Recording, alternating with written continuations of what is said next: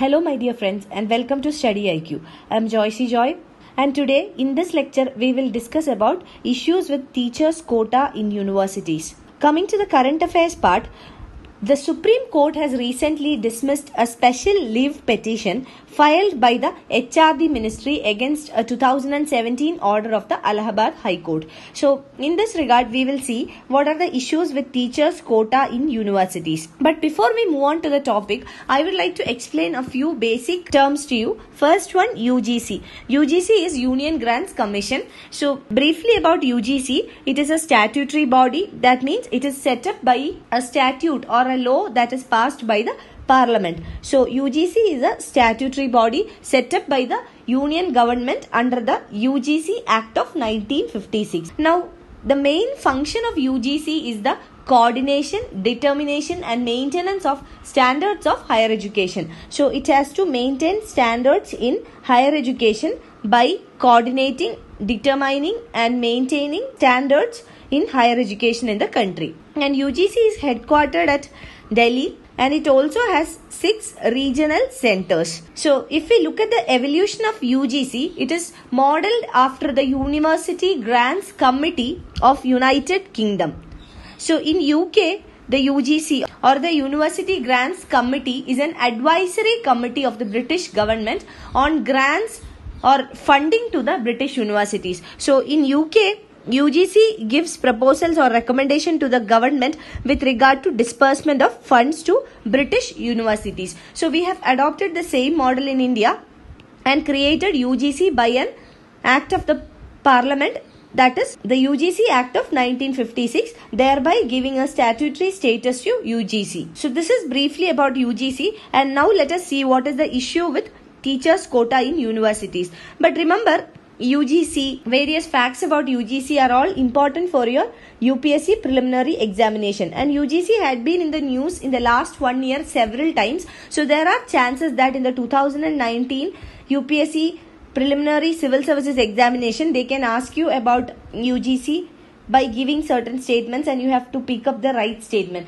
So please be familiar with the facts that are related to UGC. Now, before we move on, I'd like to tell you that StudyIQ is providing pen drive courses for various competitive examinations, including SSC bank courses, UPSC optionals, SSC JE courses, various teaching courses for railway examinations, defense examinations, RBI grade B examination, NABARD grade A examination, UGC NET, UPSC Civil Services Examination, CLAT exams, various state PSCs and also for various professional courses. So you can visit our website www.studyiq.com for more details, or you can make a call to any of these numbers for more details and information. Now, as we discussed in the beginning regarding the current affairs, the Supreme Court recently dismissed a special leave petition that was filed by the HRD Ministry against a 2017 order of the Allahabad High Court. And now let us see what was the Allahabad High Court ruling in 2017. So, this matter was brought to the Allahabad High Court under Vivekanand Tiwari versus Union of India. So, this case was regarding the recruitment of teachers in Banaras Hindu University. So, BHU or Banaras Hindu University is a central educational institution. So, the petitioners here, they had asked for the cancellation of the then recruitment drive in the university. So, they demanded that they need a fresh beginning or a fresh recruitment, and in the fresh recruitment, each department should be treated as a unit for calculating the number of faculty posts reserved for SCs, STs and OBCs. So, the demand of the petitioner, that is Banaras Hindu University, was that each department in the university, there would be different departments, like for example, Department of Commerce, Department of Economics, Department of Political Science. So, there would be different departments. So, each department should be considered as a separate unit in making reservations or in deciding or calculating the number of faculty posts each for SC, ST and the OBC. But what was the mandate that was given by the UGC at that time? So, UGC mandated that the number of vacancies for SC, ST or the OBC should be calculated by treating the entire university as a unit. So, according to UGC guidelines, the entire university should be treated as one unit, but the authorities in Banaras Hindu University approached the Allahabad High Court asking the court in order to rule that each unit would be each department, not the entire university. So this was the basic issue. So we have also seen what was the UGC mandate. So according to the UGC mandate at that time, the posts of the same grade across different departments in a university were grouped together in order to calculate the quota. So now coming to the ruling of the High Court of Allahabad, Allahabad High Court upheld the plea, that is, it supported the petitioners and it criticized the UGC. So it criticized UGC saying that UGC has adopted a blanket kind of reservation. That means the entire university was treated as a unit. So it was a blanket manner by which reservations were provided, and the High Court clarified that if the university entirely is considered as a single unit, it could result in some kind of subject or departments having all reserved candidates and some having only unreserved candidates. And the High Court said that this is in violence or this is against the constitutional provisions of Article 14 and Article 16. So these were the observations made by the Allahabad High Court.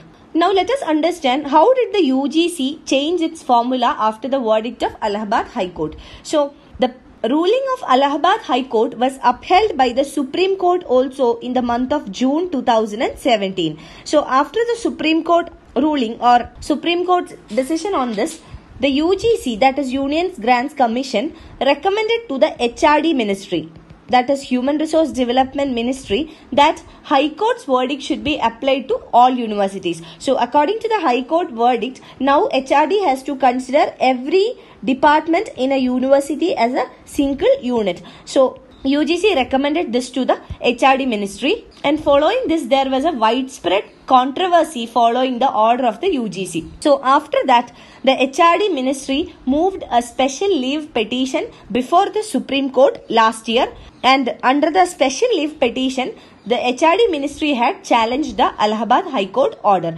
So the current affair is that the Supreme Court recently dismissed the special leave petition that was filed by the HRD Ministry against the order of the Allahabad High Court. Now briefly about special leave petition. So special leave petition is a power of the Supreme Court of India, and it is granted by the Constitution under Article 136. So according to Article 136, the Supreme Court in its discretion grant special leave to appeal from any judgment, decree, determination, sentence or order in a matter that is passed or made by any court or tribunal in the territory of India. And we would have observed special leave petition that is used by the Supreme Court in many of the cases relating to interstate or central state disputes. So special leave petition is a constitutional provision, comes under Article 136. So these are some important facts that you should remember about special leave petition. It is important for your preliminary examination. Now coming to the government stance on this. Why did the government give a special leave petition application to the Supreme Court? So according to the Ministry of Social Justice and Empowerment, compiled data on teaching posts generated across several universities in the country amounts to around 706 vacancies. So these 706 vacancies are advertised in 11 central universities, and among this 706 vacancies, only 2.5 vacancies or posts were reserved for SCs and 0% were reserved for the STs. Now, according to the Allahabad High Court ruling, each department needs to be considered as a separate unit. So, the ministry argued that if this formula or the new formula is applied, the posts reserved for the SCs would be reduced by half. So, already there is only 2.5% out of total vacancies for STs and 0 for ST. Already there is only 2.5% vacancies out of the available vacancies for SCs or scheduled castes and 0 for STs or scheduled tribes. So now with this new formula, the vacancies for the SCs, STs and the OBCs would come down. So this was the argument that was given by the central government. And there were also some other shortcomings in the new formula.